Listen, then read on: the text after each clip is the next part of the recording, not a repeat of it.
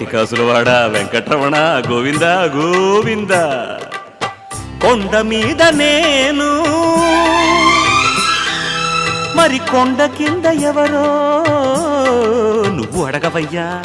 నడిరే దాటగానే దిగి వచ్చేదెవరో, దిగి వచ్చేదెవరో అడగవయ్య అయ్యగారి ఎక్కువేవిటో, చెప్పమను ఆడవాళ్ళ తక్కువేవిటో, ఆ ఎక్కువేవిటో ఈ తక్కువేవిటో, ఆ ఎక్కువేవిటో ఈ తక్కువేవిటో.